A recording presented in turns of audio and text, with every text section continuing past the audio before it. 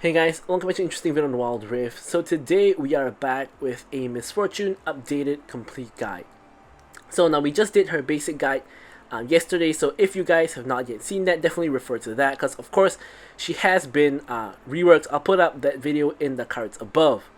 Okay, so without further ado, let's jump into her build. So now, this is a little bit contradictory, but because the top players, as you can see, have all gone for lethality builds. But I honestly don't think lethality is very good on MF anymore because you really need to kind of stack up your passive before you are really effective. And lethality builds kind of involve you bursting people down like quickly. So I really think it doesn't really work with MF anymore. And I tried both lethality and crit, and I just think crit is way better. Although I will say I find it really interesting that all the top players are taking lethality, so maybe there's something I'm missing out on, maybe it's something to do with the playstyle that I'm doing wrong or whatnot, but personally I think just crit is better.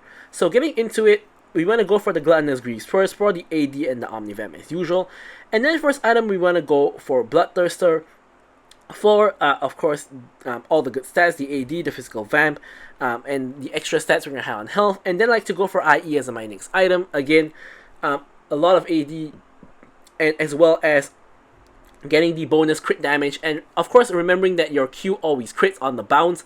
That's going to increase your your Q damage by quite a bit. So now your last three items are pretty flexible. So I still think that Serala's Grudge is the best armor pen item for Miss Fortune, unless you desperately need anti-heal in certain matchups, like against Soraka or Yumi. Otherwise, Serala's Grudge is just generally better because the slow allows you to hit your ulti a lot more effectively, and of course your ulti is a lot of your damage, especially now that you no longer have that passive to burst people down. You kind of need to rely on your ulti hitting people for a good amount of time to really, to really deal a significant amount of damage with your ulti. So the other two crit items is kind of flexible. So here I have Magnetic Blaster for the additional range, as well as some attack speed, and I also have Shield Bolt for the safety as well as all of the good stats in general. But you could, for example, go for Collector, like here for example, you could go for Collector here, you could even swap Collector earlier, something like that if you so choose. And yeah, so here we have another anti-heal item in the Kempang Chainsword. So for example, in a scenario where you build the reminder build, you can go for this as a last item to get anti-heal. What am I talking about? In a scenario where you go for Serala's Grudge, not more reminder, in a scenario where you go for Serala's Grudge and you really need anti-heal, you could go for Kempang Chainsword instead of another crit item, is what I'm trying to say. My goodness, starting to talk nonsense. But anyway, one thing to note with Essence Reaver is initially I started off with Essence Reaver first item. But I immediately noticed, not immediately, but after like 2 or 3 matches, I noticed a problem, which is Miss Fortune now wants to E at the start of a fight to stack up her passive onto the enemies. And that means your E is going to trigger your Essence Reaver, which is a complete waste because your E doesn't really even do very much damage. You want to trigger it on your R or your Q. So that being the case, if you use Essence Reaver and you have to start off with Q or R, you're missing out on stacks using your E. So that's kind of why I'm not a fan of Essence Reaver anymore, because it kind of forces you to not use your E, which is what you really want and need to do. So I think this is the more ideal build. I think at the moment Empowerment is pretty good, because with Empowerment, it kind of combos with your passive. It's also 3 hits, so you're going to increase damage to enemies based on both your passive and Empowerment, and the enemy's going to be super duper vulnerable, and they're going to be taking a bunch of damage. And then of course Brutal, because we still auto attack quite a bit. Giant Slayer generally has the most value here. And we're going for the attack speed here because we have 2 sources of healing at the beginning already. So Alacrity is good. And here of course as usual is Bone Plating or Hex Splash depending on what you prefer. And finally for the spells we go for Flash and Exhaust. And yeah, that's pretty much it. So now let's talk about the gameplay. Okay, so now we're hopping into the gameplay itself. So as usual, of course, don't forget to like, comment, and subscribe. Any questions, queries, or remarks, feel free to leave them in the comments below. Now, of course, I will be sure to address them. So with MF support you want, it's pretty obvious. You want someone who can lock down, the enemies for you, so you can channel your ult onto them without having to have too much trouble. So the most ideal support, ironically, is actually Amumu. Amumu MF is kind of a classic combo ever since Amumu got the double bandage toss. Amumu support with MF is really good. Amumu support with Kalista is also really good. But so far in my entire time playing Wild Rift, I've only ever played with Amumu support once, and I've only seen Amumu support on the enemy team like twice. So that's basically never gonna happen. But you know, of course, if you have your Leona, your Nautilus, your Alistar, you know, all of these general engaged champs is just gonna be great for you. So here, we're against an Ezreal and a Soraka. So Soraka, of course, is kind of a problem because this kind of means you can't really build Soraka's Grudge. You kind of are forced to build anti-heal, which is, of course, the more reminder because you really can't fight a Soraka team without anti-heal. And Miss Fortune is someone who can apply anti-heal very easily with both her E and her ult, so you definitely want to get some anti-heal components. The good news about that, though, is we're going to reach 100% crit a lot faster instead of having to delay it all the way until the last item. So here you see Leona with up to some funky business. Basically, in case you guys didn't know, kind of an Easter egg I'm going to put into this complete guide, which is that most engaged supports, they like to use their flash very early. So they like to use their normal flash very early in the lane and try to force the flash of either the ADC or the support, because the engaged support will always take Hex Flash. You can see Leona here as Hex Flash, she's channeling the Hex Flash. Hex Flash is in, goes in onto Ezreal successfully here, and Ezreal is taking a chunk of damage. He actually is going to die, so yeah, you can basically see how this strategy kind of works. And in this case, Ezreal even eat and flashed, and we still got the kill, which kind of just shows you, it's not even the strategy. Its strategy didn't even work because just now Leona actually flashed onto Soraka, but Soraka was out of range and wasn't forced to blow a summoner spell. But the strategy basically is at like level 1 or level 2, you want to flash onto either the ADC and support and stun them. And in this case, we have Glacial. Most engaged supports have Glacial. You're going to proc the Glacial, and because of the stun and the slow from the Glacial, they're not going to be able to run away, and they're going to be forced to flash. And when they do so, basically you're going to be in a scenario where you have a flash advantage because you have Hex Flash and they generally don't. Of course, some ADCs take Hex Flash, and some supports do take Hex Flash as well.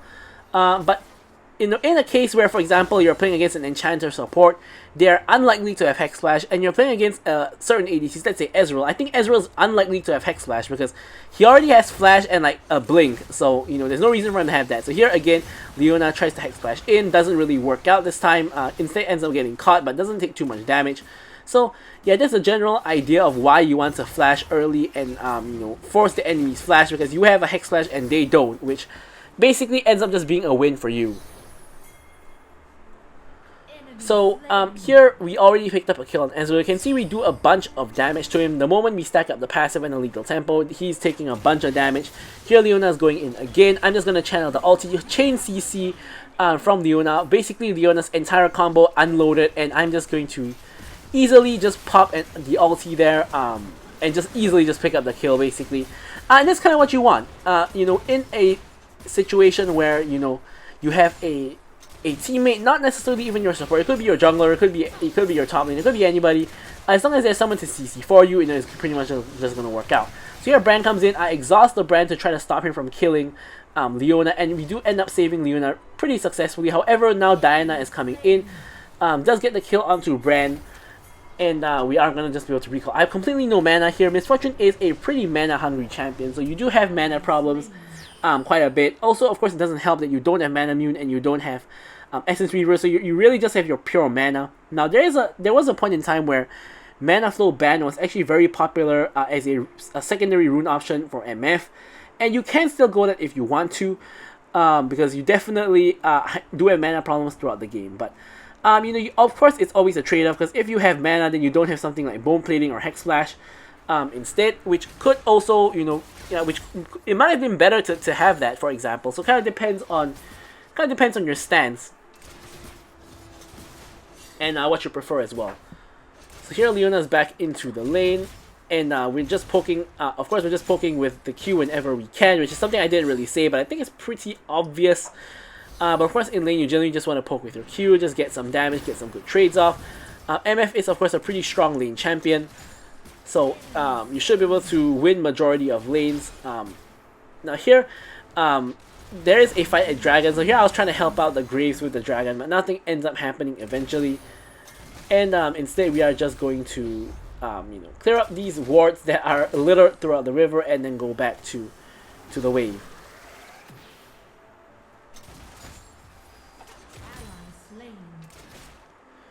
So sometimes the bounce angle isn't exactly right. Sometimes the bounce angle is just ridiculous. It kind of just depends. I've been hit by some 45-degree bounces before, which is kind of just ridiculous. But at the same time, sometimes you have like a 15-degree bounce that just doesn't hit. No idea what this bounce range really is. But in PC, you can actually see the cone to where the Q will bounce to. But in Water Rift, you actually can't. So yeah. Anyways, we're going to recall. We can probably complete our Bloodthirster at this point. The Herald is actually up and is not done yet by any team. So here our Graves is actually going to the Herald. Looks at the enemy team is collapsing on the Herald. Graves is in trouble because Garen is coming out of base, Leona's coming out of base, and Diana's pinging that she's on the way, but takes 3 seconds to actually start moving. So here Soraka is missing. We can assume that she might be over there. Here Ezreal is fighting me for some reason. He's taking a bunch of damage, has to Arcane Shift away. I flash forward to try to follow him, and he flashes as well. Eventually, he barely survives because of the fruit. Honestly, if he didn't have the fruit, he would have been running away anyway, so I probably wouldn't kill him regardless, but we basically chase him out of the lane, which does still net us an advantage because it allows us to actually take some tower plates. Of course, popping the W gives you a lot of extra attack speed, and you can, of course, take tower a lot more quickly. So now Ezreal and Soraka are both back. For some reason, he didn't actually back, and he actually gets a very nice quick trade onto me. I'm just gonna come back, pick up the fruit, and I'm golden. So here Leona slowly making her way back to the lane. Ezreal has just recalled. Soraka, of course, is not recalling because she probably just came out of base. And yeah, so now we push in the wave again. Now we're trying to force the tower. Leona actually goes in on Soraka, but I'm more interested in the tower because it's the first tower of the game, and that's way more valuable. Leona goes a little bit wide. So we're not going to be able to do too much here, but we got what we came for, which is the tower in this case. And now we can simply just back off. So taking stock of what's going on at this point, you can see in terms of goal, we have the most goal in the game at the moment. Yone is close behind with his 2-0-2 scoreline. And we're in a pretty dominant position. You can see from the lane we've been farming really well. We've been doing a lot of damage, poking them quite a bit. And overall, just doing a general good job in lane to just, get kills, maintain our farm, etc. Things like that. So we should be in a pretty good spot here. Now, if you ask me, I really don't think MF is very strong at all. I think she's probably the weakest ADC at the moment after her rework. Like, even though they did just buff her in, the latest patch. But really, I can't say I don't think the buff helped. I think it did help, but it really isn't all that much of a difference. Here Yone tries to go in on us. We are able to pretty much dodge him out. He gets stunned by Leona, gets bursted by my ulti. My ulti hits onto multiple people for a good number of seconds, and I'm basically able to soften them up for my team to basically just finish off. So yeah, as I was saying, MF really isn't that strong after her rework because the way MF was balanced is taking into account that passive damage. So a lot of MF's base numbers are a lot lower because it's to account for the fact that you're going to get the passive damage on top of that. So after they reworked her, they didn't really give her a very big buff at all.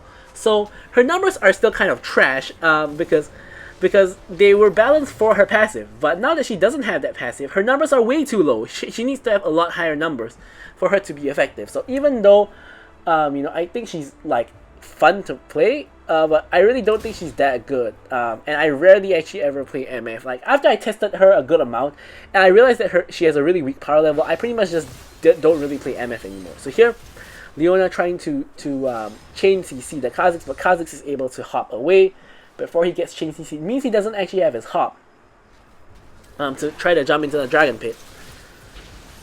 So here the enemy team is definitely contesting the dragon. Leona is running interference. I try to get ult off, but it's not a very good ult. Diana gets a pretty good ult off, but they both end up evaporating. Here I'm trying to secure the dragon. Kha'Zix tries to hop in, does actually get the steal off onto the dragon. I'm gonna have to flash away. And that Graves was kind of just trolling there. He didn't smite the dragon when the dragon was at 200 HP, and he had his smite up 2 out of 2 charges. I'm not sure what he's doing here. Decides to just not use his smite. But yeah, so that was a little bit tilting. That was definitely our dragon to lose, and we were able to do that successfully. So here we're just gonna quickly go to mid and clear up this mid wave, maintaining our farm.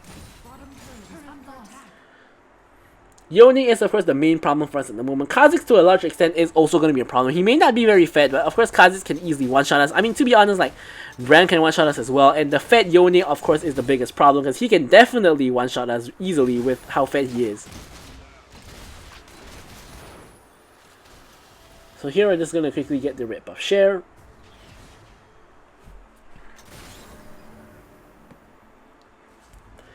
And here is where we make a little bit of mistake. So we don't really have vision of anyone other than the brand. So here we're just farming mid, and we kind of get a little bit greedy for the next mid wave. And Yone shows up, gets off a nice ulti onto me, and I basically get one shot and shut down, which is obviously not what we really wanted.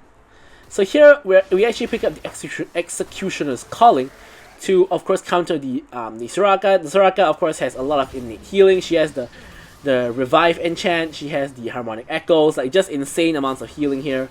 In the meanwhile, Garen 1v1 kills the Brand, pretty much doesn't really take too much damage from Brand.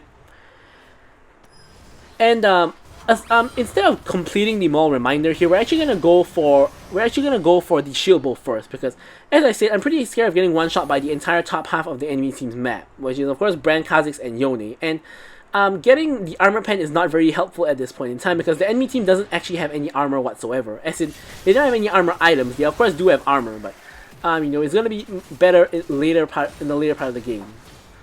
So here, Yone once again kind of going in a little bit. I'm just maintaining my distance.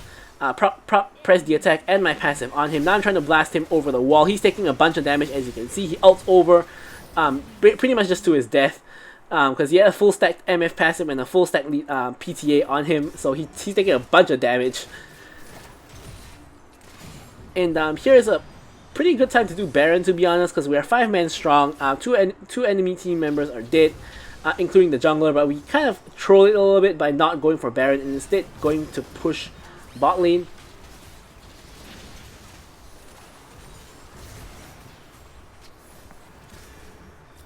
And while we're at it, we're just gonna steal, the enemy jungle on the way out.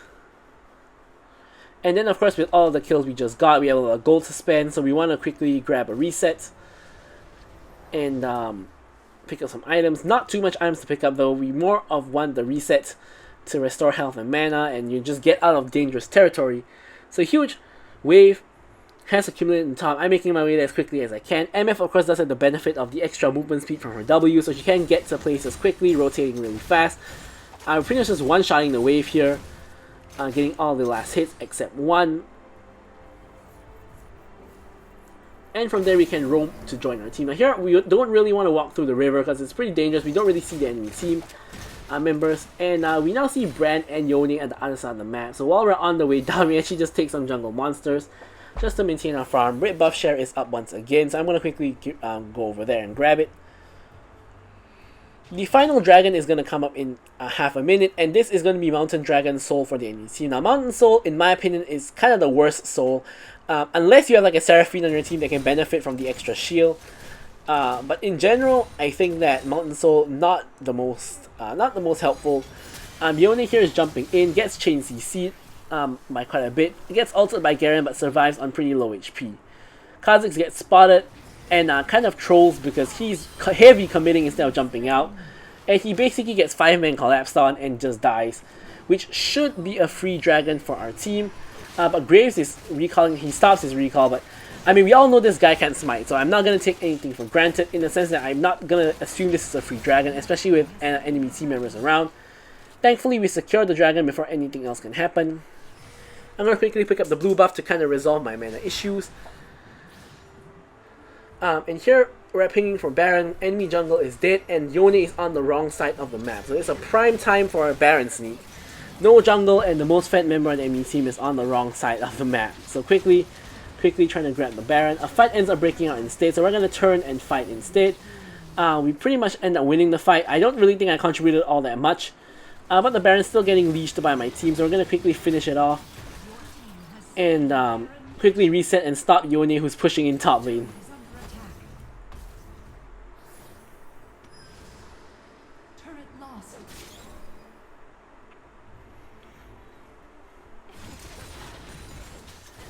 not clearing the mid lane. You can see that 1k crit there at that point. I think my Q, that was my Q, I believe, like insane damage here.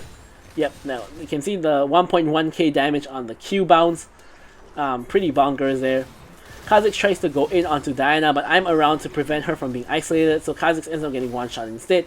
Now honestly, I think Kha'Zix is not too big of a threat anymore, because he has died so many times that he's only worth 150 gold, and he doesn't really have the itemization to burst anybody. He tried to go in on Diana there, but instead he got bursted instead of bursting down her.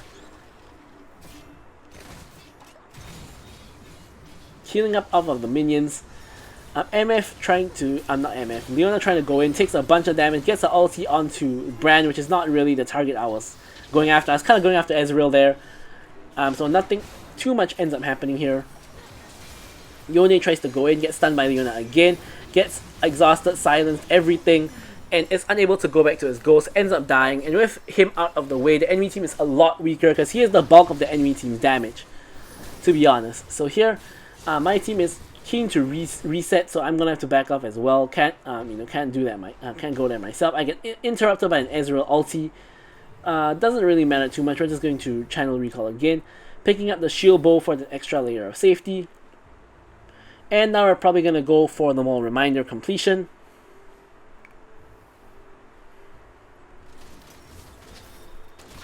Here once again picking up the red buff share.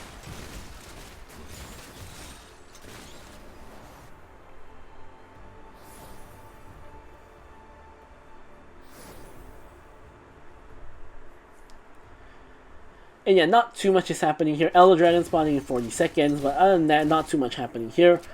I'm just going to continue maintaining my farm by farming up the jungle.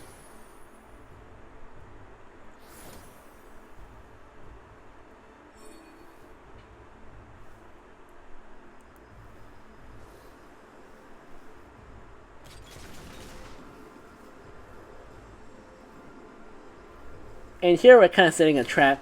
I'm walking out to kind of be the bait for the trap to see if anyone is going to try to catch the squishy ADC, but another trap ends up happening up top instead, where Kha'Zix ends up getting his GA procced, ends up getting killed by a Soraka ulti and eventually dies, but a lot more effort had to go into it. And with him dead, he is of course the jungler. Elder Dragon is up. I'm going to quickly flash out of the way of the Yone ult, this time reacting in time and not getting hit by it. Yone and Kha'Zix are both dead, so it looks like it's going to be a free Elder Dragon. There is even an argument that we could try to force the end of the game, but I'm a little bit scared of Brand's wave clear, so I didn't really want to do that. I'm just going to go the safe route, which is to pick up the Elder Dragon. And from there we can go for either Baron or try to end the game. I think Baron's probably a better idea. Ult goes in onto Ezreal. I'm going to pop my ulti as well, and Ezreal and Brand are both finished. So with the two of them eliminated from the equation, we're actually going to try to end here. I get off two nice auto attacks on the Soraka. Soraka has to run for the hills. And we get the tower in double quick time. Nexus doesn't have shield at this point because it's pretty late into the game. Here I'm just going to quickly go and help my team, killing the Kha'Zix and as well as the Soraka with the Elder Dragon. Yone gonna be the next victim. There he goes. Technically speaking, that was it's not an unofficial penta because Leona took one kill, but yeah. So anyways, that's pretty much it. I'm gonna leave you guys with the stats as usual. Thank you guys so much for watching the video, and goodbye.